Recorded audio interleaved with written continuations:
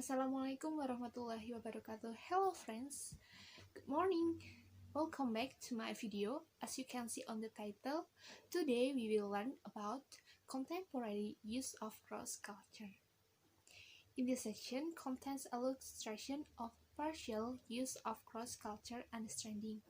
Identifying and focusing on this section might increase competence of cross culture professional. So we can analyze some specific event under specific culture to be identified and understood. So let's get started. Okay guys, the first material about Barack Obama in culture of the US. Who doesn't know Barack Obama? Of course, everyone knows him. He is the first African American to successfully serve as the 44th President of the United States. The success of Barack Obama's campaign was, of course, due to various factors. One of these factors is intercultural competence. What I mean here, keep it simple, stay on message, keep your message open.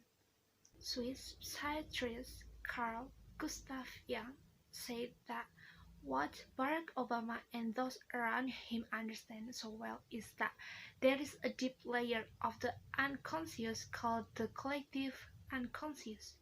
For example, in the words of Joseph Campbell, general humanity is built into our nervous system where our imagination operates. Words like hope and change touch this same humanity and are felt as motivation. That's why they prefer generalization and cliches. Okay, the next about a case of intercultural incompetence. There is a case of a teacher named Julian James, aged 54 years old, facing charges in Sudan on the grounds that she insulted Islam and incited hatred. The teacher allowed her students, who were 7 years old on average, to name the teddy bear Muhammad. At that time, is part of the lesson on animal habitat. In Sudan, Gibbon's actions are considered blasphemy.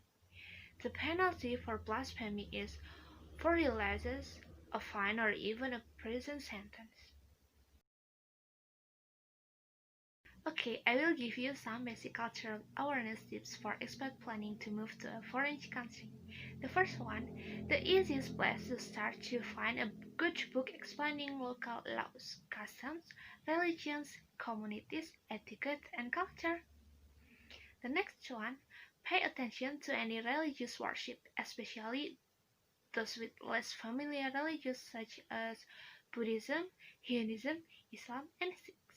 And the last one, if you are not sure whether your behavior is appropriate, simply observe what the locals are doing and follow their direction.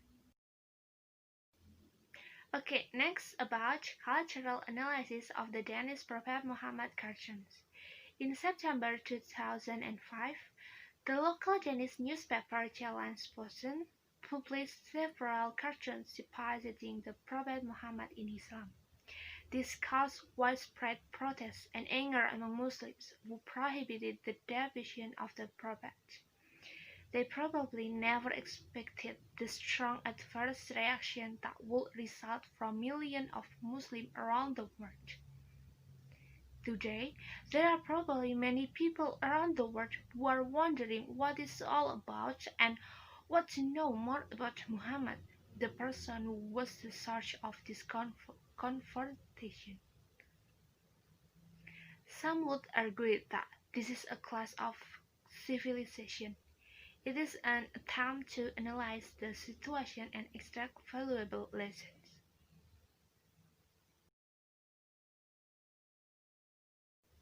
Okay, I will show you about causes of cross-cultural clashes.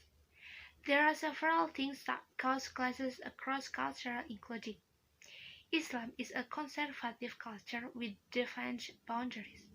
Muslims practice their daily religions, which modern Western culture has loosened its grip on religious values as a way of life and replaced it with secularism. In a cross-cultural environment with language barriers, it is important to avoid humor as it can damage communication. In Denmark, cartoons are a common form of unlimited expression, while in the Muslim world certain things are not jokes. Different cultures may have different definitions of the same family. Clashes occur when each party clings to its own interpretation of the universal value of freedom of expression.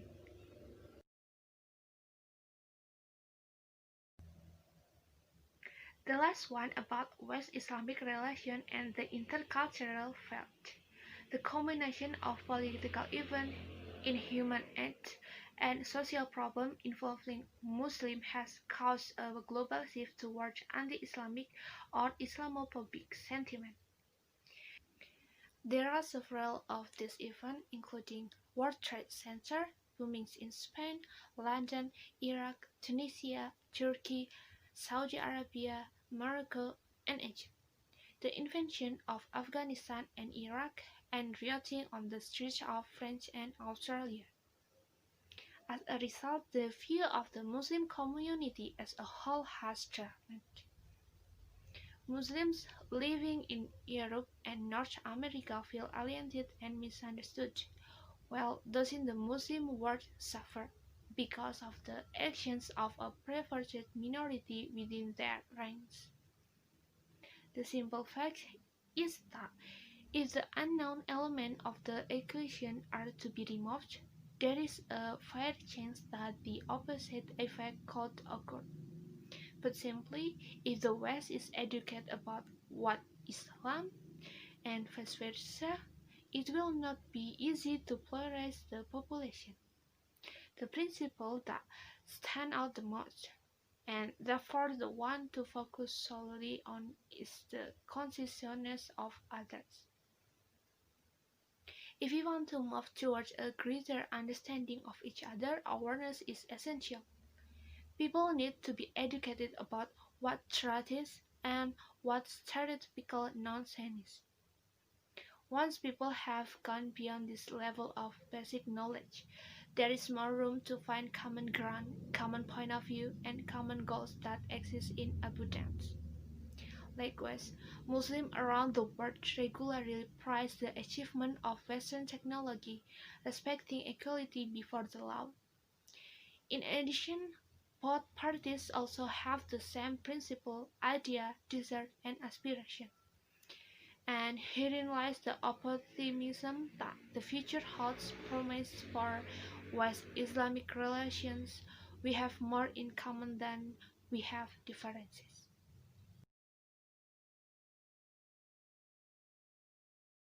So that was about the contemporary use of cross cultures. I hope this video is useful for you guys, and don't forget to share this video. Click like if you like this video, click subscribe if you are interested. Thank you for your nice attention. See you in the next video. Bye bye.